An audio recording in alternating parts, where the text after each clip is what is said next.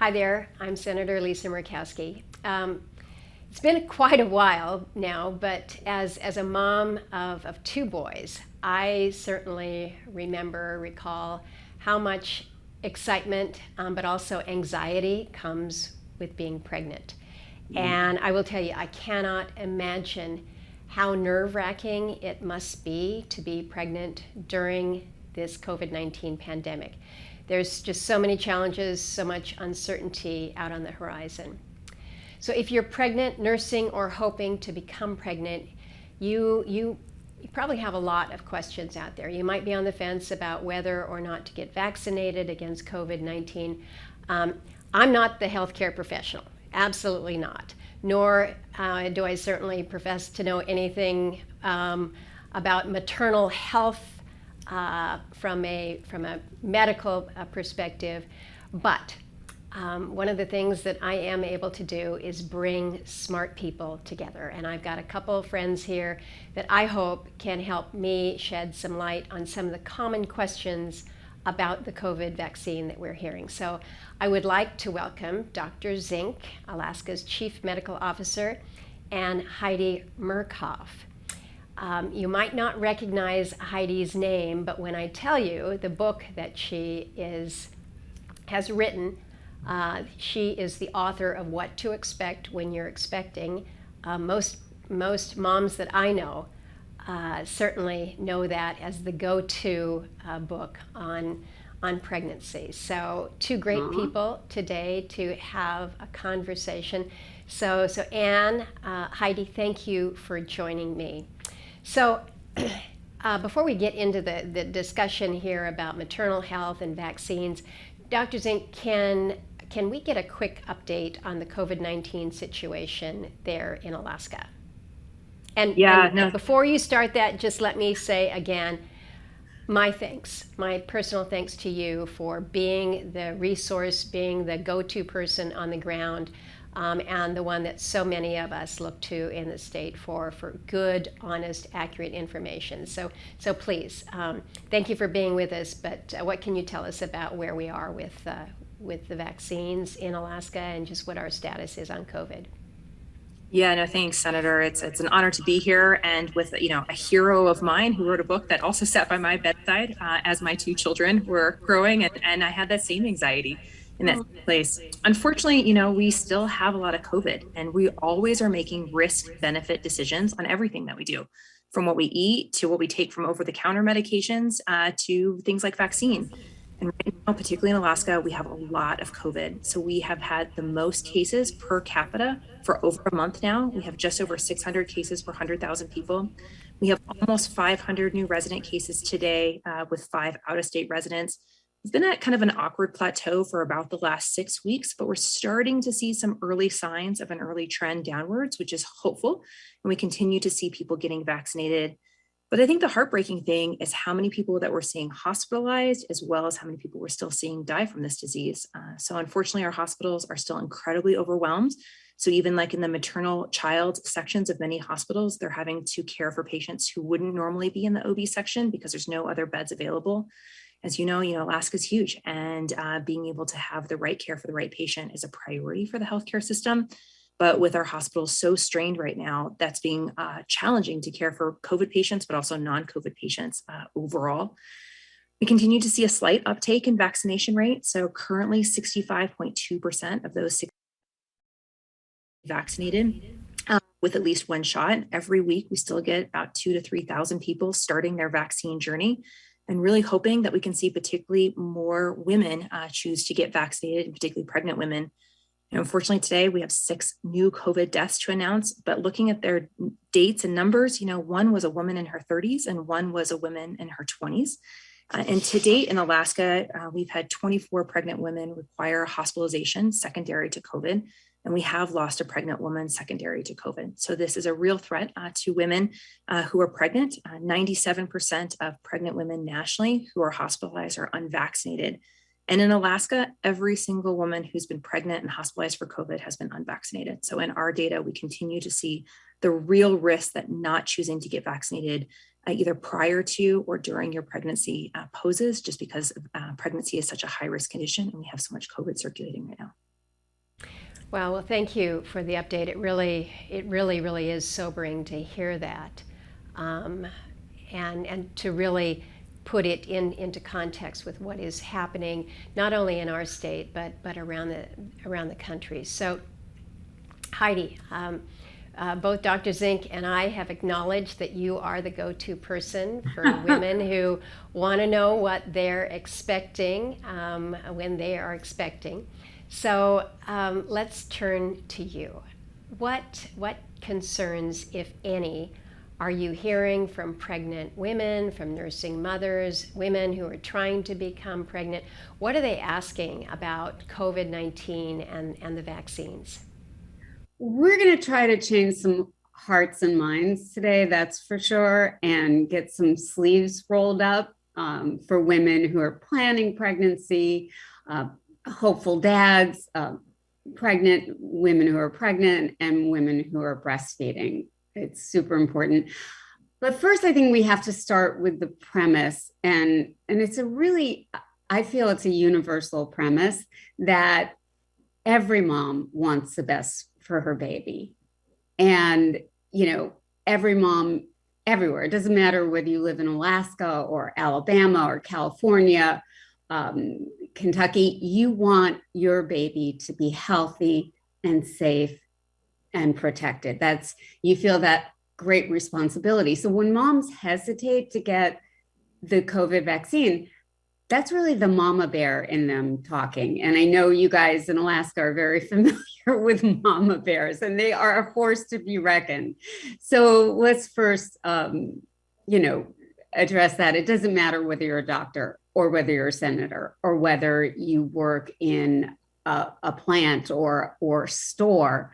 I spoke to the director of the CDC about this, and she too confessed that when she was pregnant, as a public health expert, she worried about everything that she put in her body.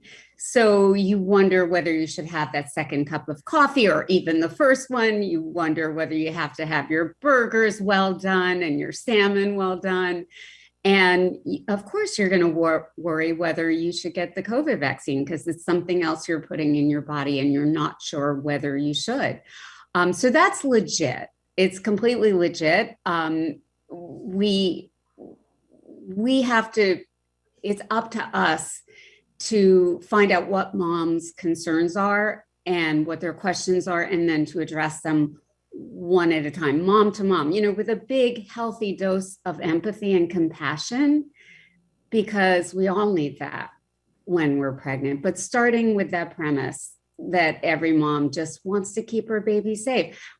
Now, should I put the COVID vaccine in my body? What about my baby? What about before I become pregnant? Is it going to cause infertility? We've heard a lot of myths about that, about miscarriage, about complications, about stillbirth. We hear all of these myths circulating. And of course, pregnant women are worried about that. When you're breastfeeding, you worry about everything you eat and drink. Why wouldn't you worry also about a vaccine that you're taking? So these are all very legitimate concerns, but we have to address them one at a time and reassure moms that not only is it safe for them and for their baby, it's really the best way to protect for two, you and your baby. So really, it is about validating these concerns. These are legitimate concerns, and as you say, we all, regardless of your background, whether you're a medical professional or really a very non-medical professional like me, we all worry about how we care for our bodies, because that's how we're caring for our child. And so these are legitimate concerns, and so how we get good, accurate information, I think this is what everybody's trying to do. So Dr. Zink, can you speak to the safety and the effectiveness of vaccination against COVID-19 for these women? Bottom line, do you recommend that a pregnant woman or a woman who's hoping to become pregnant, do you recommend that they should get a vaccine? Thanks for that question. And, just like Heidi mentioned, I mean, I remember being so paranoid about every piece of cheese, every piece of meat. I love coffee, turkey, right? I gave it up immediately as soon as I found I was pregnant because I didn't want to do anything to potentially hurt my baby. Mm-hmm. I think it's really much harder to think about doing something to yourself, like getting vaccinated, when you're feeling fine, when you don't see the risk and the threat of something like COVID in front of you. And you see many people who have very, very mild disease and do just fine. That's very real with COVID. We see that happening again and again. So I think, just as Heidi mentioned, those concerns are incredibly valid. I think what's important is to separate correlation from causation. So just because you had a friend that something happened, or you hear some stories, breaking that apart from the data and the science. And what science does is it looks at what happens by chance versus what might be an effect of something like a vaccination. I think it's also important to understand how vaccines work. Basically, they don't stay in your system. They last in your body a couple hours to a couple days. They don't pass in the placenta. They don't pass to your baby. All they do is they teach your normal, healthy immune system how to build antibodies so that when you see the virus, with the Delta variant, we're all going to see it if we're interacting with other humans one way or another, so that you can take it down as quickly as you see it. It's building up that strong mama bear system. So using your own natural immune system to take it down. And the really cool thing about vaccines is that those antibodies then cross the placenta to the baby. The baby's entire immune system comes from mom. So that first 6 months of life, their entire immune system is from what you give them. And then over time, your immune system starts to wane in that baby, and they start to build up their own immune system. And then when they're 6 months old, they start putting everything in their mouth, and they start building up their own immune system. 6 months to about 3 years of age.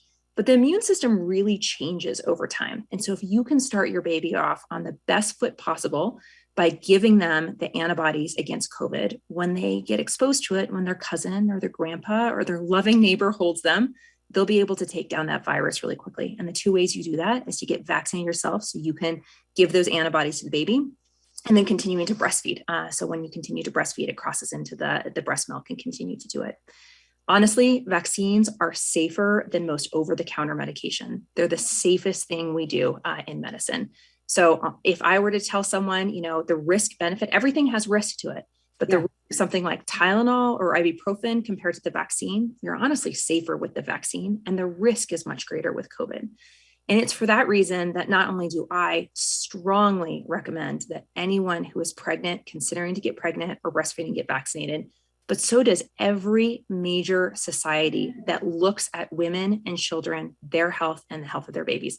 Their only goal is the health of you as a mom and you and your baby. And because of that, and this isn't the only vaccine that we recommend in pregnancy. We recommend influenza vaccine for a similar reason, even though the risk of influenza is not as great as COVID. COVID is much worse for a pregnant mom than influenza, even though influenza is at risk.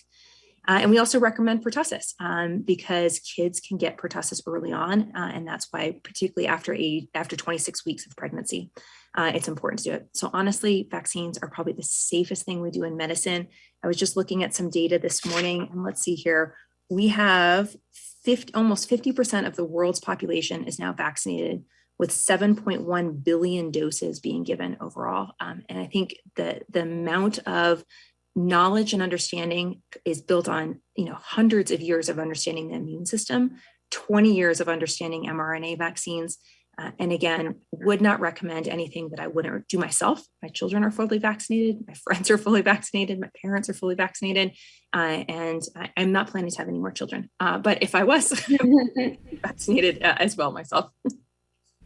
That is really important, as you have outlined, really the safest thing that we can do, or the most effective thing that we can do when we think about protecting your baby, when you think about protecting yourself.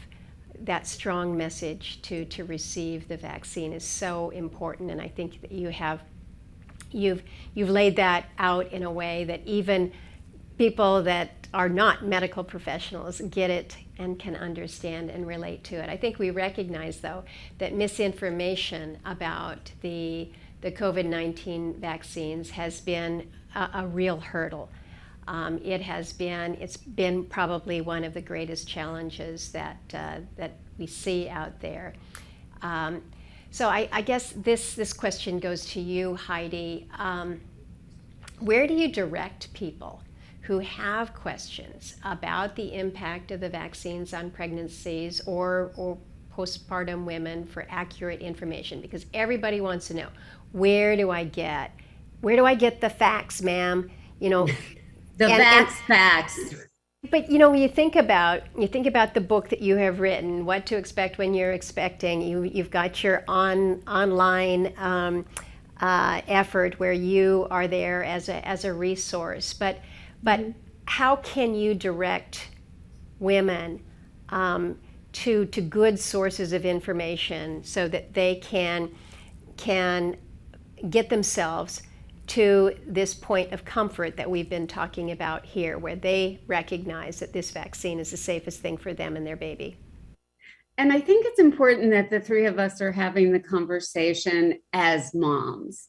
So we all bring something to the table, but the one thing that we do share is that we're moms. And I feel motherhood is the ultimate sisterhood, and we're all, no matter where you live, no matter what your socioeconomic, religious, racial, cultural profile, we all share that bond, and that's important. And nobody gets a mom like another mom. I maintain that. And I call, you go online these days. When I was pregnant, there wasn't any online, so I couldn't get that sense of support, that sisterhood.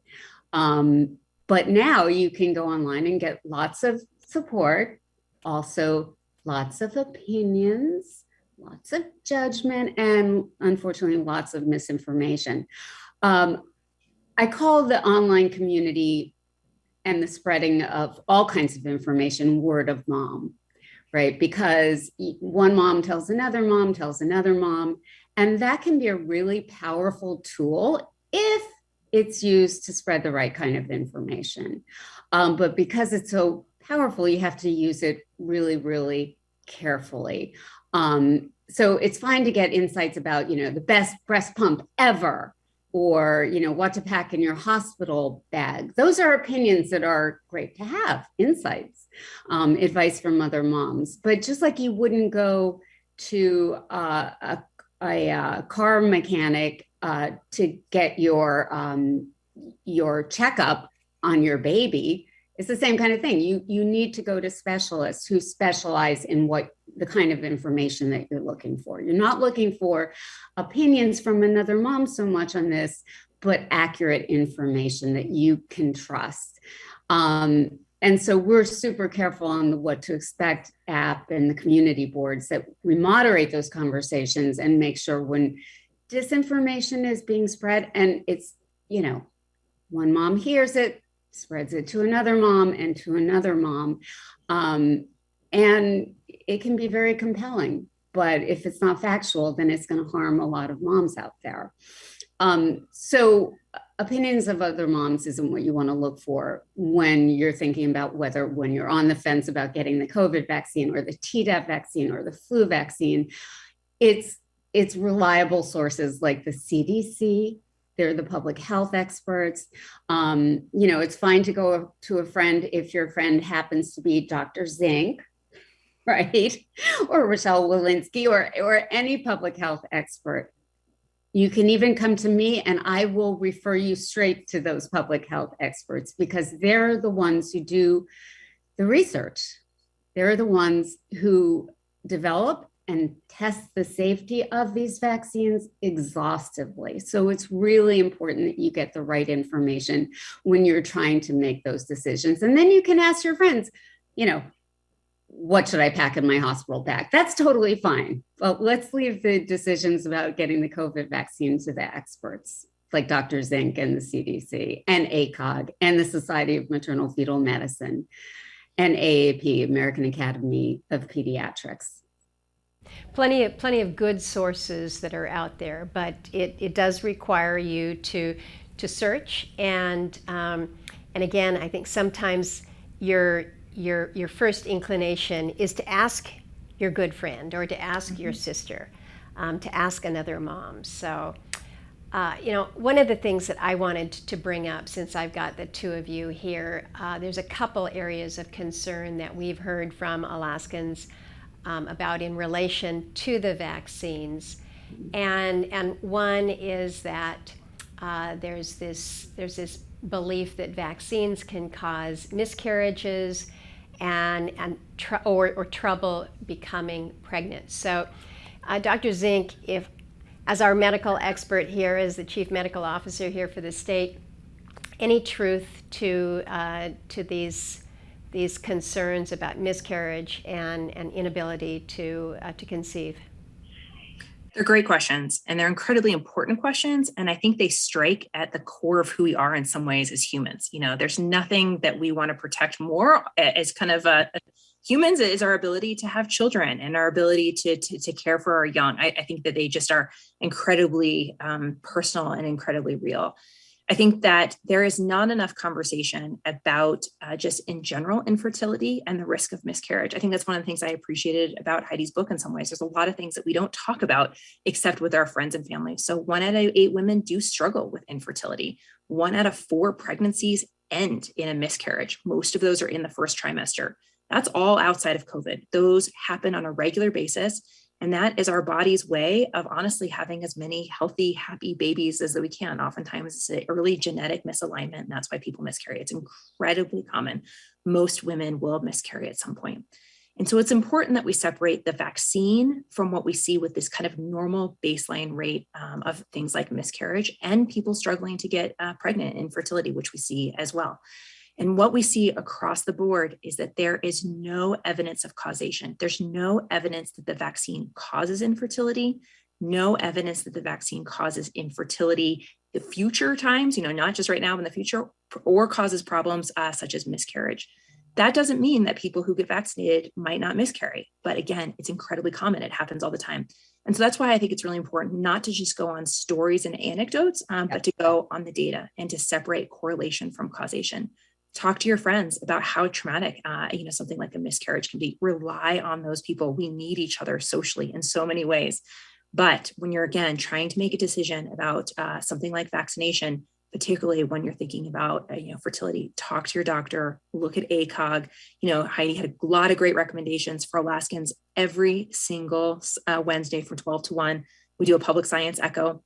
Come ask questions. We have OBGYNs who attend. We have pediatricians who attend. We have immunologists who attend, and we will take any question from the Alaskan public. We've been doing this for almost 2 years now to make sure that you've got your questions answered. And you can always email our team at covidquestions@alaska.gov. So we will connect you to those resources, because just like you don't want to, don't ask me to do the electrical work in my house, right? Have our right experts in those fields come ask us questions. But separate correlation and causation and look at the data, because there's no evidence that the vaccines cause infertility or miscarriage. And I want to point out also that goes for the hopeful fathers as well. There were some rumors circulating that this would make future dads infertile. That is not true. And in fact, having COVID may be linked to problems with fertility for men, but not the vaccine itself. And the other thing I want to point out is, you got questions, come to me too, because I answer every question that I get. Just come to @Heidi Murkoff. But for sure, take advantage of those resources that Dr. Zink is suggesting. We all have questions. We want them answered. Well, we do all have questions, and we do want answers, and we want answers that we can trust. And that's why, to be able to have this conversation with the two of you, 2 women, 2 professional women, but also moms who we can trust. And I think whether it is to gain the professional medical advice, Dr. Zink, that you have, or that real life mom advice that you vet and then share, Heidi, I think these are great sources for women. And again, the excitement that comes with finding out that you are pregnant carries you for those full 9 months, but the anxiety that comes when you first realize that you are pregnant also extends for that full 9 months. And as a 18 mom, years. well, I was going to say, as a mom whose oldest is now 30, know that I still have that mom anxiety. I still wake up in the middle of the night thinking about my boys, now adult men. So you never get beyond being a mother. I think we all recognize that. But thank you both. Thank you both for sharing your views, your insights, your wisdom, your professional guidance on these issues that are so important today. So you've kind of summed up, I think, tidily towards the end, but if there's any one final message that you might want to deliver to those that are watching and listening to this conversation, I certainly invite you to. Anne, any comments that you might make as a final follow-on?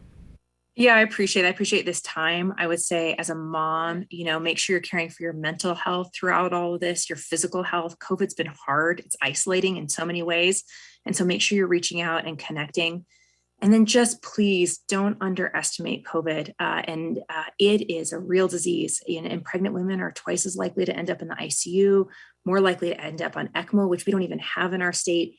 I think it is so heartbreaking to see sick women in the hospital, because not only are they sick, but then their baby's at risk and their family who they are there to care for and support. There's so much more than just that one person. They're the heart of that whole family. And so we want as many happy, healthy babies and moms and families as we possibly can. And so please, if you have questions, come ask us. We want to make sure that you've got the same information that has made us feel so comfortable as moms, as individuals, as parents to choose to get vaccinated. So thank you for this time. Great, well said. And I definitely want to echo what you said about mental health, and that the pandemic has been so isolating. And we've seen rates of maternal mood disorders, which aren't talked about enough anyway, increasing because of all the restrictions on pregnant women and their sense of isolation. So we need to all be in this together. And if sometimes, you're strong up there in Alaska, everybody wants to be strong for their family and for themselves and for their state and for their country. But sometimes being strong means asking for help. And we have to make sure when moms ask for help that we provide that. Think of vaccines. You know how you like to swaddle your baby in your arms when they're born? Think of vaccination as a way to cocoon your baby even before they're born and just after they're born. It's really the power of prevention. Yeah. Well, thank you both for being great mama bears. We appreciate you, and thank you for giving this very, very informative discussion today. Thank you so much. Appreciate it. Thank you. Big hugs. Back. Swaddling you.